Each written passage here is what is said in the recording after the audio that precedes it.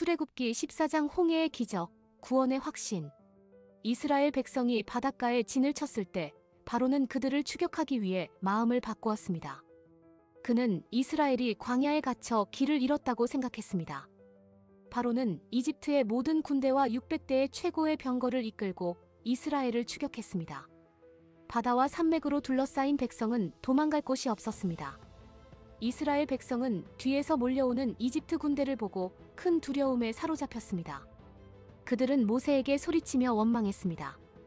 애굽에 매장지가 없어서 우리를 이 광야로 끌고 와서 죽이려 하는가? 차라리 애굽 사람을 섬기는 것이 광야에서 죽는 것보다 낫겠소. 하지만 모세는 흔들리지 않았습니다. 그는 백성을 향해 외쳤습니다. 너희는 두려워하지 말고 가만히 서서 여호와께서 오늘 너희를 위하여 행하시는 구원을 보라. 너희가 오늘 본 애굽 사람을 영원히 다시 보지 못하리라. 하나님께서는 모세에게 지팡이를 들어 바다 위로 손을 내밀라 명령하셨습니다. 모세가 순종하자 그 밤에 강한 동풍이 불어와 바닷물을 갈라놓았습니다. 거대한 바다가 좌우로 나뉘어 높은 벽처럼 우뚝 섰고 그 사이로 마른 땅이 드러났습니다. 이스라엘 백성은 밤새도록 마른 땅 위를 걸어 바다를 건너기 시작했습니다. 뒤늦게 도착한 이집트 군대는 그 광경을 보고도 멈추지 않았습니다. 그들은 갈라진 바닷길로 돌진했습니다. 그들은 이스라엘을 완전히 멸하리라 확신했습니다. 그러나 그 순간 하나님께서 군대를 혼란에 빠뜨리셨고 그들의 병거 바퀴를 떼어내 제대로 나아가지 못하게 하셨습니다. 바로 그때 이스라엘 백성이 모두 건너자 하나님께서 모세에게 다시 손을 들라고 명하셨습니다. 모세가 손을 들자 좌우의 바닷물이 다시 합쳐졌고 이집트의 모든 군대와 병거는 물속에 잠겨 멸망했습니다.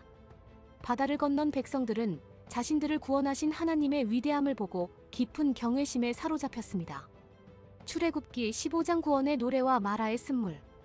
홍해에서 하나님의 구원을 경험한 이스라엘 백성은 모세의 인도로 하나님을 찬양했습니다. 그들은 하나님을 힘과 노래가 되신 여호와, 말과 기병을 바다에 던지신 분으로 노래했습니다. 이 찬양은 단순히 기쁨의 표현이 아니라 하나님의 구원 능력을 온전히 인정하는 신앙 고백이었습니다. 모세의 누이 미리암은 소고를 들고 모든 여인들과 함께 춤을 추며 하나님을 찬양했습니다. 그러나 그 기쁨은 오래가지 못했습니다. 이스라엘 백성은 사흘길을 광야로 걸었지만 마실 물을 찾지 못했습니다. 그들이 마라라는 곳에 도착했을 때 드디어 물을 발견했습니다. 하지만 그 물은 너무 써서 마실 수 없었습니다. 백성들은 다시금 모세에게 원망의 소리를 높였습니다. 우리가 무엇을 마실까? 모세가 하나님께 부르짖자 하나님께서 한 나무를 가리키셨습니다. 모세가 그 나무를 꺾어 물에 던지자 신기하게도 그 쓴물이 단물로 변했습니다. 이 기적은 백성에게 하나님의 말씀에 순종하면 그분의 은혜를 경험하게 될 것이라는 중요한 교훈을 주었습니다. 하나님께서는 그들에게 율례와 법도를 정하시고 내 말을 듣고 내 눈에 의를 행하면 내가 애굽 사람에게 내린 모든 질병 중 하나도 너희에게 내리지 아니하리니 나는 너희를 치료하는 여호와임이라라고 약속하셨습니다. 출애굽기 16장 하늘에서 내린 양식, 만나와 메추라기. 마라를 떠난 이스라엘 백성은 엘림을 지나 신광야에 이르렀습니다. 그들의 양식은 완전히 떨어졌고 다시금 배고픔과 불안에 시달렸습니다. 그들은 모세와 아론에게 우리가 애굽 땅에서 고기 가마 곁에 앉아 빵을 배불리 먹던 때가 차라리 좋았지. 어찌하여 우리를 이 광야로 끌어내어 모두 굶어 죽게 하려 하는가? 라고 거세게 원망했습니다. 그들의 불평은 모세와 아론을 향한 것이었지만 사실은 그들을 인도하신 하나님을 향한 불신이었습니다. 하지만 하나님께서는 그들의 원망에도 불구하고 은혜를 베푸셨습니다. 저녁이 되자 셀 수 없이 많은 메추라기 떼가 날아와 진영을 뒤덮었습니다. 백성들은 메추라기를 잡아 배를 채울 수 있었습니다. 다음 날 아침 이슬이 마른 뒤 땅 위를 보니 서리처럼 희고 작고 둥근 것이 온 땅에 깔려 있었습니다. 백성들은 그것이 무엇인지 몰라 서로 이것이 무엇이냐? 라고 물었습니다. 모세는 이것이 하나님께서 그들에게 주신 양식임을 알려주었고 백성은 그것을 모아 빻거나 삶아 빵을 만들어 먹었습니다. 그 맛은 꿀 섞은 과자 같았다고 합니다. 하나님께서는 매일 아침 만나를 주시되 한 사람당 한 오멜씩만 거두라고 하셨습니다. 욕심을 내어 더 많이 거둔 자의 것은 벌레가 생기고 냄새가 났습니다. 그리고 6째 날에는 이틀치 양식을 거두게 하셨습니다. 7째 날은 하나님께서 정하신 안식일이므로 만나를 내리지 않으셨기 때문입니다. 백성들은 이 만나의 법칙을 통해 하나님의 질서와 신실함을 배우게 되었습니다. 출애굽기 17장 반석의 물과 아말렉과의 첫 전쟁. 신광야를 떠나 르비딤에 도착한 이스라엘 백성은 다시금 극심한 목마름에 시달렸습니다. 물이 없자 그들은 또다시 모세에게 달려와 거칠게 항의했습니다. 우리에게 물을 주어 마시게 하라. 모세는 너희가 어찌하여 하나님을 시험하느냐? 라고 말했지만 백성들은 거의 모세를 돌로 쳐 죽일 기세였습니다. 모세는 다시 하나님께 부르짖었습니다. 하나님께서는 그에게 지팡이를 가지고 백성 앞에서 호렙산 반석으로 가라고 명하셨습니다. 모세가 장로들 앞에서 반석을 치자 놀랍게도 그 반석에서 맑은 물이 콸콸 쏟아져 나왔습니다. 백성들은 그 생명수를 마시며 목마름을 해결했습니다. 하지만 잠시 뒤 아말렉 군대가 이스라엘을 공격하기 위해 르비딤으로 쳐들어왔습니다. 이스라엘에게는 전투 경험이 전무했습니다. 모세는 용맹한 젊은 지도자 여호수아에게 군대를 이끌고 아말렉과 싸우라고 명령했습니다. 그리고 자신은 아론과 훌을 데리고 언덕 위로 올라갔습니다. 전투가 시작되자 모세가 손을 들어 기도하면 이스라엘이 우세해졌고 힘이 빠져 손을 내리면 아말렉이 우세해졌습니다. 모세는 지친 팔을 들고 계속 기도했습니다. 아론과 훌은 이 중요한 순간을 놓치지 않았습니다. 그들은 모세의 양옆에 앉아 그의 팔을 끝까지 붙들어 올렸습니다. 해가 질 때까지 그들은 모세의 팔을 내려오지 못하게 했고 덕분에 이스라엘은 아말렉과의 전투에서 완벽한 승리를 거두었습니다. 모세는 제단을 쌓고 여호와 니시, 곧 여호와는 나의 깃발이라고 선포하며 이 승리가 하나님의 손에 달려 있었음을 기념했습니다. 출애굽기 18장 이드로의 지혜와 효율적인 지도 체제. 모세의 장인 이드로가 모세의 아내 십보라와 두 아들을 데리고 광야로 모세를 찾아왔습니다. 이드로는 모세가 하나님을 통해 이집트에서 행한 모든 기적과 구원 사역을 듣고 놀라 하나님을 찬양했습니다. 이제 내가 알았나니 여호와는 모든 신보다 크시도다. 그는 하나님께 번제를 드리고 모세와 함께 식사하며 감격의 시간을 보냈습니다. 다음 날 이드로는 아침부터 저녁까지 혼자 백성의 재판을 감당하는 모세를 보았습니다. 수많은 사람들이 재판을 받기 위해 줄을 서 있었고 모세는 혼자 그 모든 일을 처리하며 지쳐가고 있었습니다. 이드로는 모세에게 조언했습니다. 당신이 이렇게 하다가는 당신과 이 백성이 모두 지쳐버릴 것입니다. 이 일은 당신 혼자 감당할 수 없을 정도로 너무 큽니다. 당신은 백성을 대표하여 하나님 앞에 서는 자이므로 이제 재판의 모든 짐을 혼자 지지 마십시오. 이드로는 모세에게 1000부장, 100부장, 50부장, 10부장을 세워 백성을 다스리고 작은 일은 그들이 판단하게 하고 큰 일만 모세가 처리하도록 제안했습니다. 이 조언을 들은 모세는 기꺼이 받아들였습니다. 그는 온 이스라엘 가운데 유능한 사람들을 뽑아 백성 위에 지도자로 세웠고 이들은 백성에게 하나님의 법을 가르치고 작은 분쟁들을 해결해 주었습니다. 이로써 이스라엘 공동체는 효율적이고 질서 있는 조직을 갖추게 되었습니다. 출애굽기 19장 시내산의 불, 거룩한 언약의 장소. 이스라엘 백성이 이집트를 떠난 지 셋째 달 그들은 마침내 시내 광야에 도착하여 시내산 앞에 진을 쳤습니다. 하나님께서는 모세를 산으로 부르셨습니다. 모세가 산 위에 올라가자 하나님께서 그에게 말씀하셨습니다. 너희는 내가 애굽 사람에게 어떻게 행하였고 내가 어떻게 너희를 독수리 날개로 업어 내게로 인도하였음을 보았다. 이제 너희가 내 말을 잘 듣고 내 언약을 지키면 너희는 모든 민족 중에서 나의 소유가 될 것이요 너희는 제사장 나라가 되고 거룩한 백성이 되리라. 모세는 산에서 내려와 백성의 장로들을 불러 이 모든 말씀을 전했습니다.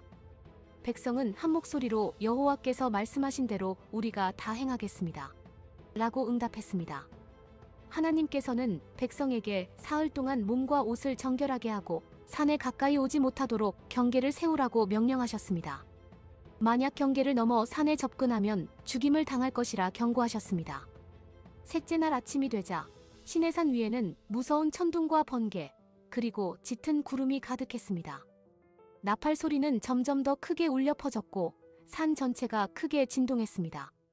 산 위에는 연기가 자욱했고 불길이 치솟았습니다. 이스라엘 백성은 이 모든 초자연적인 현상을 보며 두려움에 떨며 산 아래에 섰습니다. 그들은 거룩하신 하나님의 임재를 온몸으로 경험하며 그분이 그들 가운데 계심을 두 눈으로 똑똑히 보았습니다. 출애굽기 20장 시내산에서 울려 퍼진 십계명. 하나님께서는 이제 그 거룩한 산 위에서 모세에게 직접 말씀하셨습니다.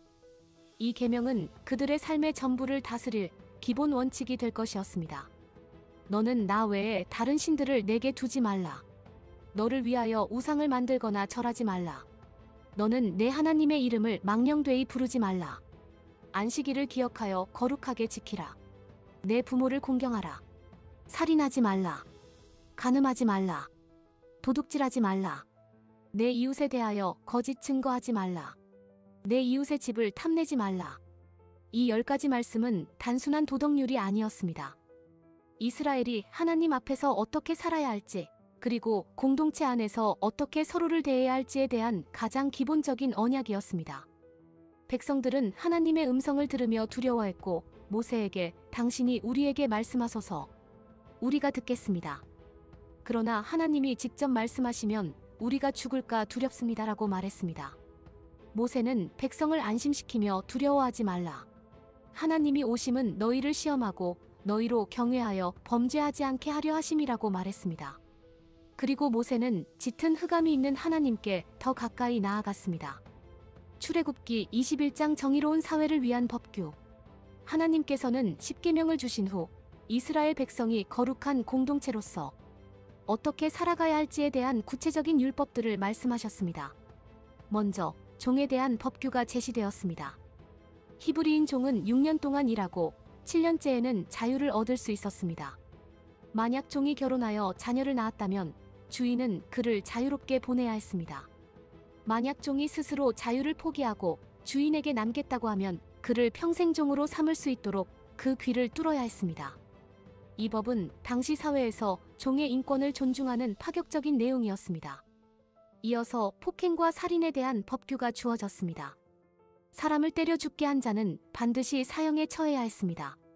하지만 실수로 죽게 한 경우 피할 수 있는 도피성을 지정하여 그를 보호할 수 있도록 하셨습니다. 이는 복수를 방지하고 공정한 정의를 위한 법이었습니다. 임신한 여인을 때려 유산하게 한 경우 재산으로 보상해야 했으며 만약 그로 인해 여인에게 더 큰 상해가 발생했다면 생명으로 갚아야 했습니다. 눈에는 눈, 이에는 이라는 법도 주어졌습니다. 이는 무자비한 보복을 허용하는 것이 아니라 가해자가 피해자에게 입힌 손해 이상으로 보복할 수 없도록 형벌의 범위를 제한하는 정의의 원칙이었습니다. 또한 짐승이 사람을 해쳤을 때의 책임, 도둑질과 절도에 대한 배상 등 사회생활에서 발생하는 다양한 문제에 대한 해결책이 제시되었습니다. 하나님의 법은 그 어떤 인간적인 법률보다 공정하고 자비로웠습니다. 출애굽기 22장 약자를 보호하는 공동체 윤리. 하나님께서는 공동체 안에서 약자를 보호하는 법규를 매우 중요하게 다루셨습니다. 도둑질한 소나 양에 대한 배상, 밭이나 포도원에 피해를 입혔을 때의 보상 등 재산에 대한 법규가 이어졌습니다. 특히 강조된 것은 가난한 자, 과부, 고아, 그리고 이방 나그네에 대한 보호였습니다. 하나님께서는 이들을 학대하거나 억압하지 말라고 엄중히 명령하셨습니다. 그들의 부르짖음이 하나님께 상달되면 하나님께서 반드시 그들의 편이 되어 응답하실 것이라고 경고하셨습니다. 가난한 자에게 돈을 빌려줄 때 이자를 받지 말 것, 그리고 가난한 자가 맡긴 담보물 겉옷 등을 밤새 가지고 있지 말고 해가 지기 전에 반드시 돌려주라고 하셨습니다. 이는 생계에 어려움을 겪는 이들을 배려하는 따뜻한 법이었습니다. 이와 함께 하나님께서는 우상 숭배와 미신 행위를 엄격하게 금지하셨습니다. 다른 신에게 제사하는 자는 진멸하라는 명령은 하나님과의 유일한 관계를 유지하기 위한 경고였습니다. 하나님의 백성으로서 그분만을 섬기고 세상의 더러운 풍습을 따르지 말아야 한다는 거룩한 기준을 세우신 것입니다. 출애굽기 23장 공정한 재판과 안식의 법. 하나님께서는 재판에서 공정함을 지킬 것을 명령하셨습니다. 재판에서 거짓 증언을 하거나 악한 자와 동조하여 불의를 행하지 말라고 하셨습니다. 또한 다수가 불의한 일을 행한다고 해서 휩쓸리지 말며 가난한 사람이라고 해서 그의 편을 들어 불공정한 재판을 하지도 말라고 하셨습니다. 모든 판결은 하나님의 공의 앞에서 공정하게 이루어져야 했습니다. 이어서 안식에 관한 법이 다시 강조되었습니다. 6년 동안은 땅에 씨를 뿌려 소출을 거두되 7째 해에는 땅을 쉬게 하라고 하셨습니다. 이는 가난한 자와 들짐승도 땅의 소출을 먹을 수 있도록 하기 위함이었습니다. 또한 7째 날은 일체의 노동을 멈추고 쉬게 함으로써 종과 나그네, 짐승까지 모두 안식을 누리게 하셨습니다. 안식의 법은 하나님의 창조 질서를 기억하고 모든 피조물의 회복을 위한 중요한 율법이었습니다. 마지막으로 하나님께서는 이스라엘을 가나안 땅으로 인도하실 것을 다시 약속하셨습니다. 하나님은 그들 앞에 사자를 보내어 길을 지키게 하고 원주민들을 쫓아내시겠다고 하셨습니다. 그러나 이스라엘은 그곳의 우상을 섬기지 말고 그 풍습을 따르지 말라고 경고하셨습니다. 하나님께서는 너희 하나님 여호와를 섬기라고 말씀하시며 이스라엘의 순종이 그들의 승리와 축복의 조건임을 분명히 하셨습니다. 출애굽기 24장 피로 맺은 시내산 언약. 하나님께서는 이제 모세와 이스라엘 백성에게 언약을 최종적으로 체결하라고 명하셨습니다. 모세는 아론과 그의 아들들, 그리고 이스라엘의 70명의 장로들을 데리고 시내산으로 올라갔습니다. 모세는 산 아래에서 백성에게 율법의 모든 말씀을 낭독했습니다. 백성은 한 목소리로 여호와께서 말씀하신 모든 것을 우리가 행하고 지키겠습니다. 라고 큰 소리로 응답했습니다. 모세는 언약의 서약을 위해 제단을 쌓고 이스라엘 12지파를 상징하는 12기둥을 세웠습니다. 그리고 번제와 화목제를 드린 후 제물에서 나온 피의 절반은 제단에 뿌리고 나머지 절반은 백성에게 뿌렸습니다. 그리고 선포했습니다. 이는 여호와께서 이 모든 말씀에 대하여 너희와 세우신 언약의 피니라. 피를 뿌리는 행위는 목숨을 건 언약 체결의 상징이었습니다. 그 후 모세와 아론, 나답, 아비후와 70명의 장로들은 산에 올라가 하나님의 형상을 보게 되었습니다. 그들은 하나님의 발 아래 푸른 사파이어와 같은 신비로운 것을 보았다고 기록하고 있습니다. 하나님께서는 그들을 해치지 않으셨고 그들은 하나님 앞에서 먹고 마셨습니다. 마지막으로 하나님께서는 모세에게만 산 정상으로 올라오라고 명하시며 그에게 돌판에 기록된 율법과 계명을 주실 것이라고 말씀하셨습니다. 모세는 40일 40야를 그곳에서 하나님과 함께하며 이스라엘을 위한 영원한 법을 받게 됩니다. 출애굽기 25장 성막의 구조와 하나님의 명령. 하나님께서는 시내산에서 모세에게 이스라엘 백성이 거할 성막을 만들라고 명령하셨습니다. 성막은 단순히 예배를 위한 공간이 아니라 하나님께서 백성 가운데 함께 거하시는 임재의 상징이었습니다. 하나님께서는 먼저 백성에게 성막 건축에 필요한 재료들을 자원에서 바치라고 하셨습니다. 금, 은, 놋, 청색, 자색, 홍색 실, 가는 배실, 염소, 털, 붉은 물들인 순양 가죽, 해달 가죽, 조각목, 등유, 향료, 보석 등 성막에 사용될 모든 재료를 거룩한 마음으로 바치라고 하셨습니다. 하나님께서는 모세에게 성막의 가장 중요한 부분인 언약궤부터 만들라고 지시하셨습니다. 언약궤는 조각목으로 만들고 순금으로 입히고 그 위에는 속죄소를 놓았습니다. 속죄소 양쪽 끝에는 순금으로 만든 두 그룹 천사를 만들었는데 이 그룹들은 서로를 마주보고 속죄소를 향해 날개를 펴는 모양이었습니다. 속죄소는 죄를 덮고 속죄하는 곳으로 하나님께서 임재하시는 자리였습니다. 언약궤 안에는 증거판, 즉 십계명 두 돌판을 넣어두었습니다.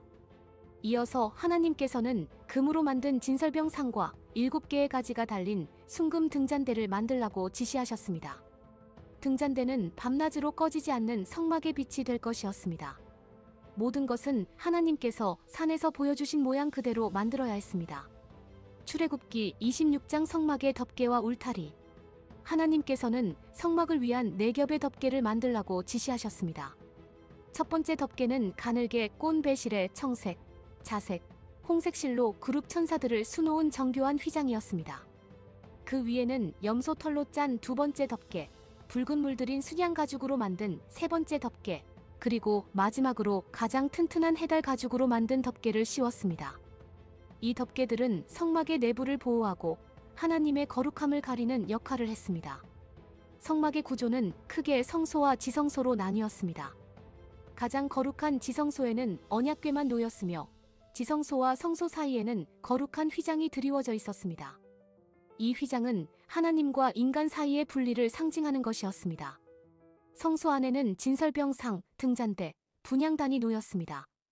성막의 기둥들은 조각목으로 만들고 금으로 입혔으며 은받침 위에 세워졌습니다. 모든 부품은 고리와 갈고리로 연결되어 언제든지 해체하고 다시 조립할 수 있도록 설계되었습니다. 이는 광야를 이동하는 이스라엘 백성에게 맞춰진 이동식 성소였습니다. 출애굽기 27장 번제단과 성막들. 성막 외부에는 노스로 만든 번제단이 놓였습니다. 이 번제단은 제물을 불태워 하나님께 드리는 곳으로 속죄의 의식이 이루어지는 장소였습니다. 제단은 조각목으로 만들고 노스로 입혔으며 제단 양쪽에는 뿔이 달려 있었습니다. 이 뿔은 구원과 피난처의 상징이었습니다. 번제단과 성막 입구 사이에는 노스로 만든 물두멍이 있었는데 제사장들이 성소에 들어가거나 제단에서 섬기기 전에 손발을 씻는 곳이었습니다. 이는 하나님을 섬기기 전에 반드시 몸을 정결하게 해야 함을 의미했습니다. 성막 전체를 둘러싼 성막들도 지시대로 만들어졌습니다. 성막들은 가는 배실로 짠 휘장으로 둘러싸여 있었고 높받침으로 세워진 기둥들 위에 드리워져 있었습니다. 성막들의 입구는 청색, 자색, 홍색 실과 가는 배실로 수놓은 아름다운 휘장이었습니다. 성막의 모든 기구는 광야를 이동할 때 운반하기 쉽도록 갈고리와 막대기로 연결되었습니다.